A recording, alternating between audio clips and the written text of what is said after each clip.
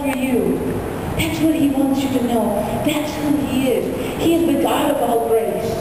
He is the God of all grace. And his grace abounds toward us who believe. His grace abounds toward us who seek after him. His grace abounds towards us. That means his favor in your business, his favor in your life. It abounds towards you. It's the grace of God. It abounds towards you. His goodness abounds towards you. And some of you may not feel sometimes like you feel his grace abounding. I mean, out of so many people, we only had 2 testimonies. I was very sad about that. Out of so many people, we should have so many more testimonies. It's been a week since you testified, right? So out of all of this week, hasn't the grace of God abounded so much more in your life? Hasn't the grace of God come into your life? And if not, then look at why not. What do we need to do to change that? What do we need to do for God's grace and favor and loving kindness to come upon us in a way that we've not known? Or if we have experienced his grace and experienced his favor, how much more does he want us to walk in his favor and to walk in his grace? So God, the source of his grace, he is the source of grace. Jesus Christ is the source of grace, and the Spirit of God is the Spirit of grace. So the source is God. The source is not man. So looking to one another, sometimes we go through life and we start grabbing onto people, looking, oh, can you help me? Can you help me? Can you help me? But what we don't realize is if we grab a hold of God, he will pour out his grace. But when we keep grabbing into the arm of flesh, then we find it's difficult. We find it's hard. We find roadblocks. We find it a dry place, a thorny place, a desert place, a difficult place.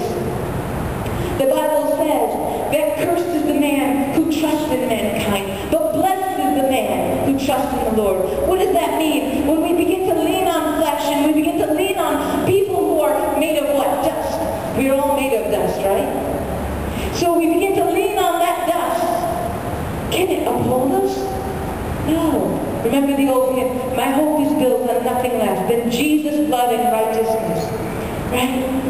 I dare not trust the sweetest frame, but wholly lean on Jesus' name. On Christ, the solid rock I stand. All other ground is sinking sand. And so when we try to lean on the arm of flesh, and we try to lean on other people, they're not able to hold us up. But when we call out to God, surely his arm is strong enough. Surely his grace will come and meet us where we're at. Surely his grace will come and meet your needs. Surely his grace will strengthen you to go through every trial. Surely his grace will come to your rescue because he is a God of mercy and a God of grace.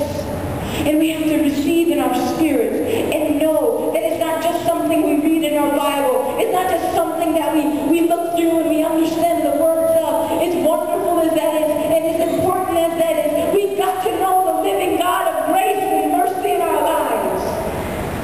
Where his grace isn't just a one-time thing at saving grace. We all known about saving grace. Lift up your hand if you know about saving grace. You know about saving grace.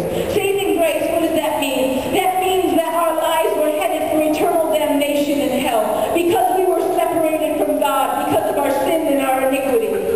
But God sent his only Son, Jesus Christ, to die on the cross so that his blood would atone for our sins, and we can believe in Jesus Christ and have the grace of God by faith and receive eternal life through Jesus Christ our Lord. That means we have the grace of God on our lives to escape the wrath of God. That means we have the grace of God on our life to be delivered from condemnation. That means we have the grace of God on our life to be delivered from darkness.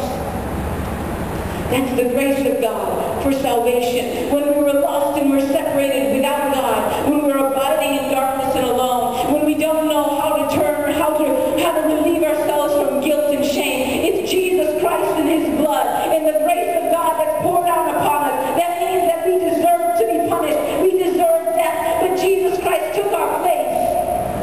And he took that death on the cross. And we receive that grace by faith in Jesus Christ. And that grace causes us to be able to stand before the throne of grace without separation between God, because we can stand righteous. That means holy before God, our Heavenly Father. the grace of salvation.